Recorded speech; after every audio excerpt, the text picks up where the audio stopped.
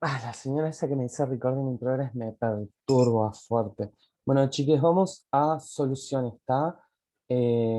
Soluciones. Yo ya lo había arrancado, pero se me cortó justo la red y tal, y quedó como incompleto. Entonces vamos como concepto básico. Este es un tecito para levantar un poco, porque estoy cursando una enfermedad muy conocida ya que estaba muy de moda, no quería quedarme afuera, entonces está. Vamos a conceptos básicos. ¿Tá? Primero tenemos que definir lo que son las sustancias, ¿no? Las sustancias es toda la forma de encontrar la materia en nuestro entorno. Entonces, podemos decir que las sustancias se pueden clasificar como puras o mezclas. Dentro de las sustancias puras están los elementos, ¿tá? Que son los que están en la tabla periódica. Ejemplos de elementos son el cobre, el aluminio, el hidrógeno, el sodio, etcétera. Y después compuestos son el hidróxido de sodio como está ahí, o el cloruro de sodio que es la sal de mesa, demás. Luego vienen las mezclas. En la unión de dos o más mezclas puras se puede clasificar como, o de dos sustancias puras, se puede clasificar como heterogéneas, que es cuando, ¿para qué? Ahí dije cualquier cosa. Una mezcla es una unión de dos o más sustancias puras, ¿está? O sea, de dos o más átomos, dos o más elementos, básicamente, ¿está?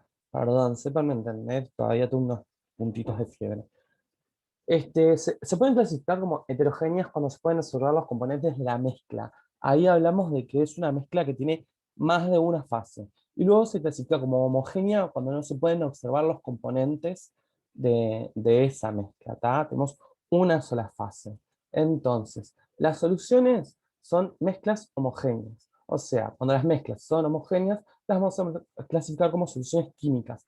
Una solución tiene como componentes, primero que va a tener solo una fase y tiene solutos y solvente. Soluto puede ser el o los componentes que se encuentran en poca cantidad, mientras que el solvente es el componente que se encuentra en mayor cantidad en una solución. Y puede presentar varios solutos, pero solo un solvente. ¿Tá? Entonces, solución igual a soluto o solutos más solvente.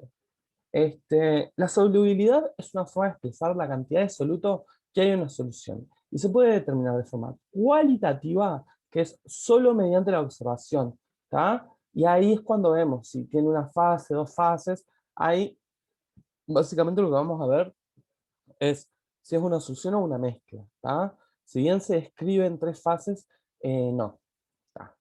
Es teórico además eso. Y luego cuantitativamente mediante cálculos matemáticos, que ahí vamos a tener eh, cálculos físicos y cálculos químicos, ¿tá? Vamos a tener formas de clasificarla desde lo que es lo químico hasta lo que es lo físico. Entonces, desde lo cualitativo se clasifican como diluida o insaturada, que es cuando hay poca cantidad de soluto en mucho solvente. Por ejemplo, ustedes tienen un litro de agua y le ponen una cucharada de sacarosa, que es azúcar de mesa, ¿tá? Que es un compuesto soluble en agua.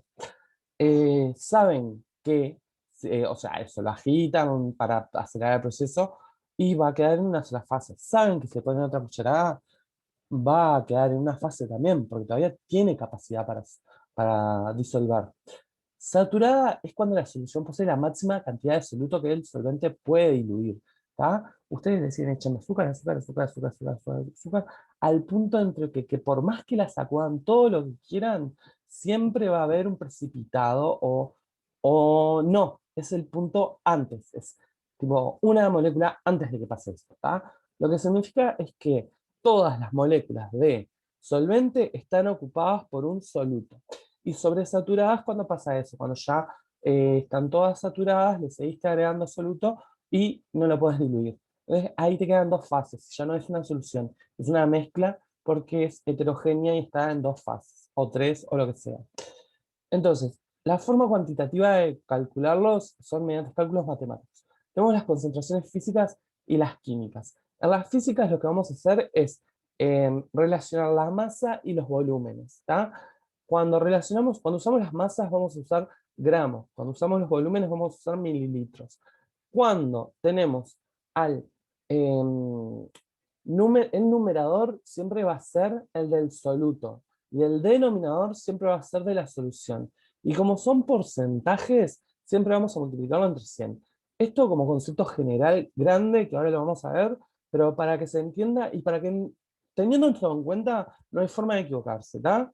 Entonces tenemos que las concentraciones físicas son una forma de expresar la cantidad de soluto en solución como porcentaje, y que tenemos tres tipos: el porcentaje masa-masa, el porcentaje masa-volumen y el porcentaje volumen-volumen. Entonces, como yo les decía hoy, masa-masa, ¿tá? La masa en el numerador es del soluto y se representa en gramos, y la masa en el denominador es de la solución y también está en gramos.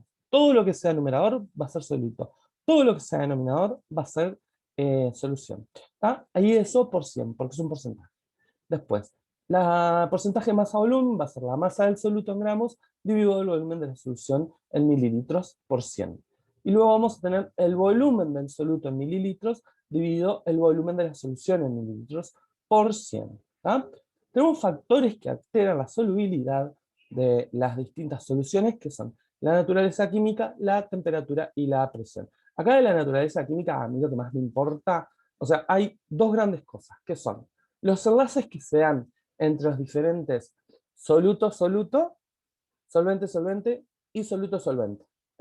Eso por un lado. Y por el otro lado es la naturaleza de si es un compuesto polar, o sea, que tiene cargas eléctricas, o sea, que se ioniza, que tiene iones, o que tiene cargas como el agua, que, no, que es un dipolo, ¿ah?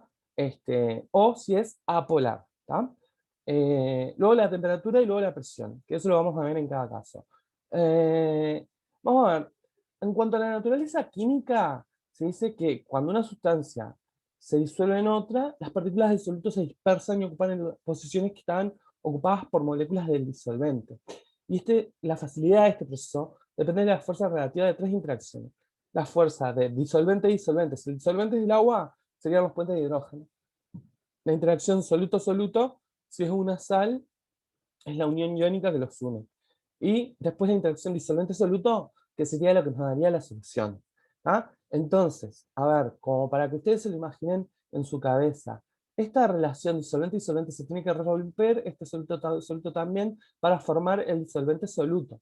Entonces, tendrían que tener más o menos una fuerza y una magnitud similar a esto para formar esta unión. ¿Ah? Porque podemos tener sales, ¿tá? Que pueden tener forma iónica y por lo tanto poder disolverse en agua, ¿tá? Pero la unión soluto-soluto es tan fuerte que no se permite esa disociación en su forma iónica y nunca se llega a esta interacción disolvente-soluto. Y esa mezcla va a quedar como una mezcla heterogénea, porque nunca se llegó a separar el soluto-soluto para formar el disolvente-soluto y formar una solución con una sola fase. Entonces, si dos sustancias que tienen el mismo tipo de magnitud de fuerzas intermoleculares serán solubles entre sí, eso que dije recién, que tienen que tener el mismo tipo de fuerza y la misma magnitud. Y acá por el ejemplo que yo les decía, muchas sales son solubles en agua, pero algunas son poco solubles o insolubles debido a que las fuerzas de atracción entre los iones de la red cristalina son demasiado grandes. O sea, en otras palabras, y en un lenguaje más coloquial, eh, la fuerza que une a esas moléculas de esa sal, o a esos iones de esa sal, es tan fuerte que no se pueden disociar para quedar en medio acuoso disociadas y unirse a las moléculas de agua. Por eso no se disuelven. Y después, lo que es re importante es que las sustancias polares se disuelven en solventes polares y las apolares en solventes apolares. ¿Tá? Hay algunas excepciones como lo que son el metanol, el etanol y el etilglicol, que sí se pueden disolver en agua. Pero eso también tiene que ver con que su grupo es el OH, ¿tá? Que tiene un OH acá, que eso se puede ionizar y generar un enlace de hidrógeno. ¿Tá? Entonces, en general, y esto es bien importante por si lo puse así, es que lo polar disuelve lo polar y lo apolar disuelve lo apolar. ¿Ah? O va, la temperatura. La temperatura influye sobre todo que cuando aumenta, aumenta la solubilidad de los sólidos y disminuye la de los gases. Ustedes piensen que si están con una solución, al aumentar la temperatura, ¿qué pasa? Se evapora. ¿Ah? Y al evaporarse, esa solución cada vez se va perdiendo. ¿Ah? Porque el solvente pasa a fase gaseosa y esa solución va a quedar cada vez más concentrada hasta que se disuelva toda el agua si estamos trabajando con agua, y va a quedar solamente el soluto ahí precipitado. ¡Ah! Es un té de yuyos que... Luego, la presión. La presión no afecta a soluciones que contengan solo líquidos sólidos. ¿Tá? Recordemos que la presión es em, la fuerza por área, ¿tá? Y se refiere a la fuerza que ejercen las partículas sobre el área del recipiente que las contiene. Y recordemos que los gases no tienen un volumen determinado, sino que el volumen está determinado por el recipiente que los contiene. Entonces, la presión tiene un efecto importante en la solubilidad para los sistemas gaseosos. ¿Tá? A una temperatura determinada, el aumento de la presión implica un incremento en la solubilidad del gas en el líquido, ¿tá? Porque las partículas a mayor presión van a ser más solubles en un medio líquido, van a pasar del medio sólido, del medio gaseoso al medio líquido. Ahí va. Después, concentraciones químicas, ¿está? Y para eso me pareció importante definir lo que es un mol. El mol se corresponde a la cantidad de sustancias elementales que contiene 6,022 por 10 a la 23, que es el número de Avogadro, de partículas elementales. Las partículas elementales pueden ser átomos, moléculas, iones, partículas, teléfonos, personas, tazas de cosas raras que tengan adentro, lo que quieran, alcohol en gel, partículas elementales. Un mol de teléfono son 6,022 por 10 a la 23 teléfonos. ¿Tá? ¿Y de dónde sale ese número de Avogadro? Ese número de Avogadro es la cantidad de átomos de carbono 12 que son necesarias para llegar a tener una masa de 12 gramos de carbono 12. ¿Tá? Entonces, cuando queremos calcular el número de moléculas de alguna sustancia, usamos el número de moles de esa molécula y lo multiplicamos por el número de Avogadro. Si tenemos una molécula de agua, eh, un mol de agua, vamos a tener 6,022 por 10 a la 23 moléculas de agua. Así tenemos dos moléculas de agua, vamos a tener 12,044 por 10 a la 23 moléculas de agua. ¿Se entiende? Para eso sirve el número de Avogadro. Bueno, entonces, ¿cómo calcular el número de moles? Se calcula a través de la forma masa, ¿tá? De lo que estemos trabajando, dividido la masa molar. ¿Tá? También a veces se dice peso molar. A mí no me gusta, si bien más adelante en una diapo está, a mí no me gusta porque el peso es una fuerza que tiene que ver con em, la masa por la constante de gravedad, porque el peso es la fuerza de atracción que ejerce el centro de la Tierra sobre los cuerpos. Entonces, a mí mucho peso no me gusta. Pero está, masa molar. Y usarla en gramos sobre mol, porque podríamos usar la masa molar en UMA, pero me parece que gramos sobre mol ayuda más. Acá ponen el ejemplo de cloruro de potasio y no lo ponen al azar, lo ponen porque justo 74 gramos de cloruro de potasio en un litro de agua y pide calcular la cantidad de sustancia de cloruro de potasio. Nos da como dato la masa molar de cloruro de potasio, son 74 gramos por mol. Si nosotros no tuviéramos esto, tenemos que ir a la tabla periódica y ver cómo está compuesta esta molécula. Vemos que tiene un potasio y un cloro. Entonces iríamos al potasio en la tabla periódica y nos fijaríamos en el número másico que está acá arriba, que es el superíndice A, que si vieron las clases anteriores van a saber encontrarlo. Si no, yo estoy hablando al pedo, requemado. Y bueno, como es 1, va a ser esa masa más la del cloruro, que también va a estar en el superíndice A. Ahí la sumamos y bueno, vamos a tener 74 gramos por mol, gramos sobre mol, o UMA, pero vamos a usar gramos sobre mol. Entonces, el número de moles va a ser la masa dividida la masa molar. Y esto nos va a dar 74 gramos dividido 74 gramos sobre mol, 74 sobre 74 es 1, gramos se va con gramo, me queda mol. ¿Tá? Entonces, N es igual a un mol. ¿Tá? Bien. Y acá tenemos las unidades químicas de concentración. Yo me olvidé de una que es poco importante, la osmolaridad, que casi nada, ¿no? Es la más usada, pero no importa. Eh, Vamos a trabajar esta primera y después vamos a osmolaridad, que saqué una diapo ahí de la galera para explicarla.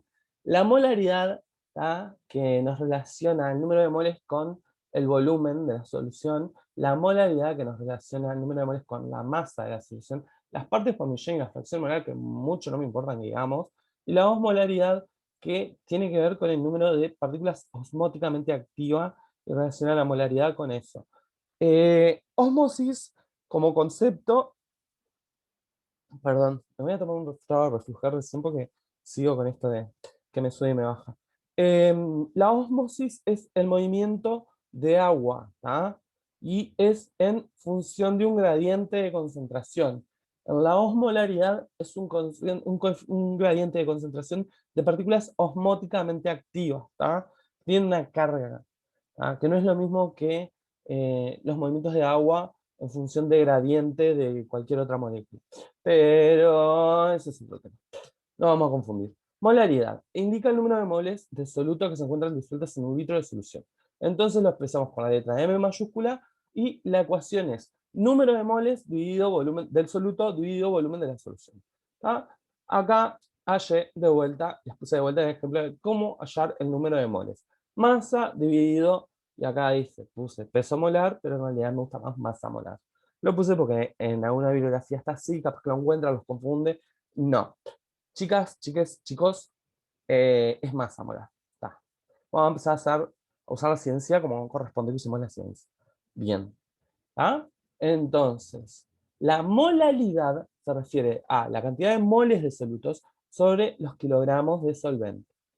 ¿Ah? Después tenemos las partes por millón, que es la masa del soluto en miligramos dividido 1000 mililitros. Sabemos que 1000 mililitros es un litro, pero quien hizo esta fórmula lo desarrolló así. ¿Quién soy yo para discutirlo? Aparte, poco me importa, porque esto no lo vamos a usar nunca jamás. Y la fracción molar, que lo que busca es la relación entre el número de moles de un componente y el número de moles total de la solución. Entonces, hacemos los moles del soluto o los moles del solvente y los dividimos entre la cantidad de moles del soluto más la cantidad de moles del solvente. ¿Ah? Eso, nada. Volviendo al ejemplo, porque acá ya terminó esta cosa, volviendo acá, entonces tenemos acá que es un mol, ¿no? Esto nos dio un mol, y sabemos que está en un litro de agua, la solución es un litro de agua. Entonces podríamos calcular la molaridad perfectamente, ¿no? Y la molaridad de esto sería un mol dividido un litro de agua, y eso nos va a dar 1. Entonces, esta solución está al 1 molar. ¿Ah? Entonces, vamos a hacer esto. Yo voy a ver si... Ayuda, ayuda, Catalina está cansada. Acá sí la tenemos. Vamos a darle un new share. Y acá tenemos. Si saco esto. Capaz que ahí. La osmolaridad. ¿Tá? Esto es importante. La osmolaridad es igual a la molaridad multiplicada por el número de partículas producidas cuando el soluto se disuelve. En este caso, el soluto era el cloruro de potasio. ¿Tá? Este número se representa por la letra I y se llama coeficiente de Van 't Hoff. En este caso, el cloruro de potasio, cuando está en solución, se ioniza y forma un potasio positivo y un cloro negativo. ¿Ah? Entonces vamos a tener dos partículas en solución. Entonces, mi letra I va a ser 2. Mi molaridad era 1 por 2, que son las partículas producidas con el soluto disuelto, y la osmolaridad de esa solución al 1 molar de cloruro de potasio va a ser igual a 2. ¿Tá? Y habiendo dicho esto, creo, chicos, chicas y chiques, que tenemos una linda, rápida y bastante clara clase de lo que son soluciones en química. ¿Tá? Ante las dudas, te consultan.